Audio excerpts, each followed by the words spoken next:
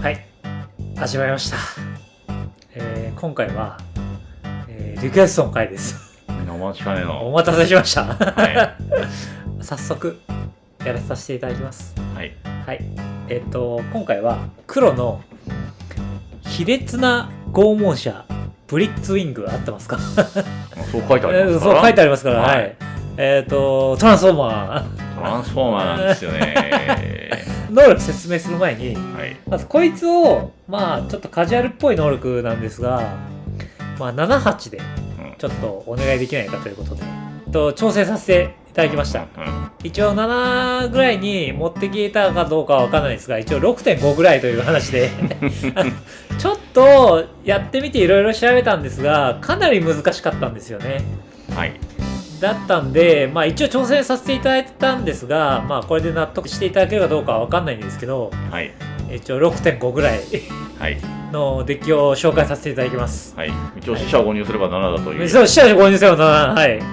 なぜ死者購入すれば7かっていうのを動画の最後に説明しますんで、はい。で、まず能力から説明させていただきますと、はい、こいつは、6マーの6号だと。まず、裏面がありますんで、4マーで3号で出てきて、はい。まあこいつは速攻持ってませんと。うん、で、あなたのターンの戦闘の開始時に、飛行か破壊不能を選ぶと。はい。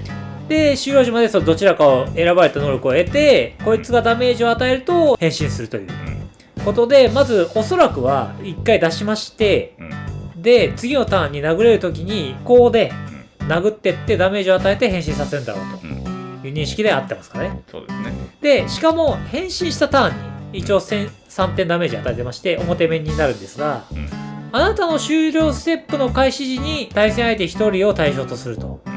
そのプレイヤーはその自分がこのターンにライフを失った等しいライフを失うと。だから裏面で3点与えたダメージが3点失っているのでエンド時に3点失うという認識で合ってますかね。まあ基本的にはそうなる。そうですよね。でこいつは6号のスタッツを持ってるというのがこいつの能力の説明になります。はい。でまず1人だけ傷の反射みたいな能力なんですが、はい。傷の反射ですらないんですよ。ですらないという自分のターンの終了時だけなんで。しかもこいつが生きてないといけないというしかも1人なんで。1人なんですよね。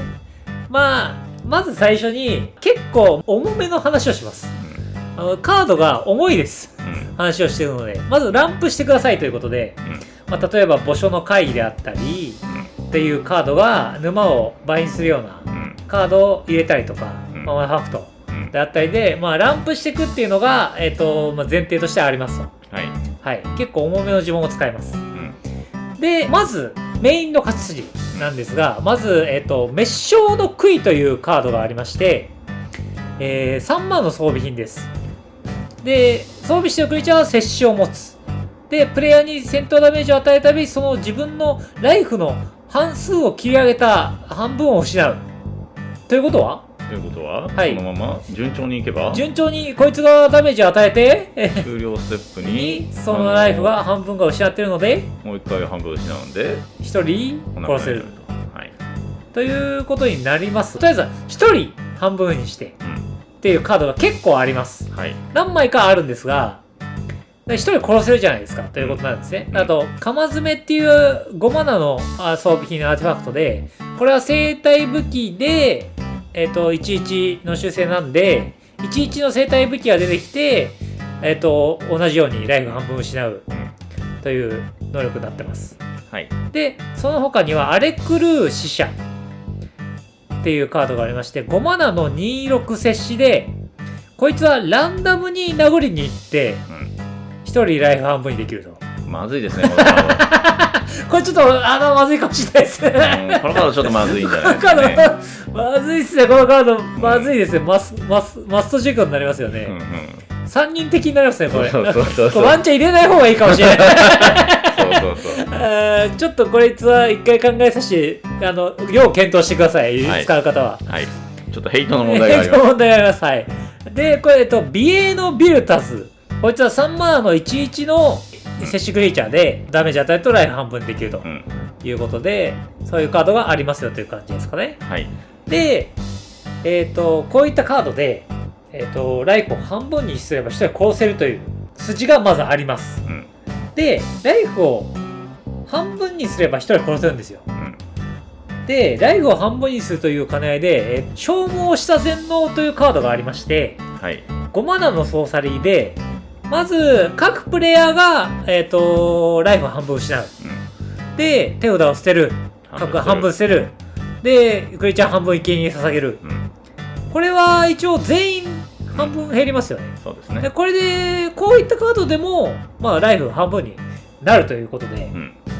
ライフ半分にすりゃいいじゃんということで、同じようなカードで、スカイクレイブの災いも、はい。これも同じように、うん。ライフ半分にできる。7マナでライフ半分にできる。はい。っていうカードで、1人殺せながらライフ半分にできるということで、うん。要は、1人をライフを半分にするって言いながら、全体のライフを半分にする。要はライフをどんどん減らしていく方向で今考えてます。はい。で、もしブリッツウィングが除去られたとしても、うん。ライフは半分にしていけるんで。っていうことですよね。そうですね。一応はい。ライフを能動的に減らすことはできるという。はい。あと、ライフを能動的にそういった意味で減らすというカードで言いますと、協調艦隊の荒廃者。うん。で、これはもうよく出てくる、うん。3分の1番なんですけど、はい。はい。これ5マナの、威迫摂氏44で、倍に出たとき、各プレイヤーライフ3分の1になる。いや、3分の1にはならない。3分のオ1ッケー、失う、間違えちゃった。は一応、まあ、ブリッツウィングの効果で1人だけ3分の2減らせるっていう。まあね。それはちょっと、まあ、微妙なんですうが、ん。まあ、ライフを減らすカードとしては結構いいうん。カードになりますね。はい。で、もう1枚ありまして、10日返しというカードがあるんですけど、はい。これはちょっと重いですね。適当もですね。 7マナなんですけど、はい。各プレイヤーのライフの総量は、すべてのプレイヤーのうち最も低いライフの総量になると。うん。ブリッツウィングで殴るっていうこともあるんで、うん。まあ3分の1の兼ね合いもあるんで、結構減ってるところもあるかもしれないですよね。うん。で、そこで自分がもし仮に、例えば減ってる場合っていうのもあると思うんですよ。うん。例えば、ドロー系の呪文が、ライフ失うドローになりますんで、うん。一番少ないライフが。うん。自分の可能性もありますよね。はい。だから一応これで、ライフ結構減らせるかもしれない。うん。しかもこのカードはもしも例えばライフ減った数が20点よりも多かった場合は1人殺せるということで、まあ、要は半分以上減った場合は。そうですね、半分以上減った場合は1人殺せるとうん。いうカードでもあってるので、一応兼ね合いがいいということですよね。で、今言った感じでライフをどんどん減らしてって1人殺しつつ、うん。うん。とどめのうん。ちょっとの残ると思うんですよ。10とかうん。 15とか。うん。それを削るカードっていうのがあれば、残りは2人ぐらいは倒せるんじゃないかうん。ということで、それを削るカードは、まあ、アスホデルの灰色商人うん。は5マナで、新人分ドレインできるっていう、まあ、黒の新人が溜まってれば、10ぐらいで打てば10点ドレインとかできると思いますんで、はい。で、10点ドレインできるかもしれないカードとして、墓所のネズミというカードで、このカードは3マナの11で、X マナを払うと、黒マナだけで払うと、クレイチャーとプレイヤーに X 点ダメージ。で、まあ10ぐらいで想像してた。これ黒マナだけですけど大丈夫ですかね。ほぼ黒マナしか出ないけど。そうか。うんマナファクト、うん無色マナとかだったら困るなと思ったんですけど、うん。うん。まあ、黒マナで10点とか削れば、うん。自分がライフが多ければなんとかなるという。はい。で、あともう1枚、遮血というカードがありまして、はい。2マナ X で、X 点各対戦相手はライフを失う。うん。で、X でドレインできるという。これはまあまあ、ライフ削れるカードとして、うん。まあ一応、ブリッツウィングは倍に残ってれば、うん。 1人倍にライフを失わせることできますんで、うん。一応ライフ削るカードとしてはそんな感じになってますね。はい。で、まあ、一番重要なカードがあるんですけどもう、ん。フワマキ。うん。はい。フワマキが一応重要になってきまして、はい。6マナの66で、これ前にもよく出てくるんで、まあ、大体知ってる方は多いと思うんですが、プレイヤーを1人対象を選んで、2人選ぶんですけど、1人がライフを失うともう1人も失う。ということで、1人殺せたらもう1人殺せますよ。というカードになってまして、不和巻き1人すれば、もう1人倒せますんで、まあ、さらに、はい、問題がある。一応半分半分にするのを同じ点数失うから、はい、要は半分にするプレイヤーの方がライフが多くない限りはもう1人は死なない。確かに。なるほど。まあでもまあ一番多いとこ不安巻きしますよ。でもまあこう、でも通るかどうかも問題はあるし。とにかく難しいです。今の話聞いていただいて分かると思うんですけど、この人たち何言ってんだろうと思うかもしれないんですが、それどうやって勝つんですかと思う人もいるかもしれないですが、とにかく半分にするであったり、プレイヤーを選ぶとかっていうのを選ぶ順番がめちゃくちゃ難しいデッキになってます。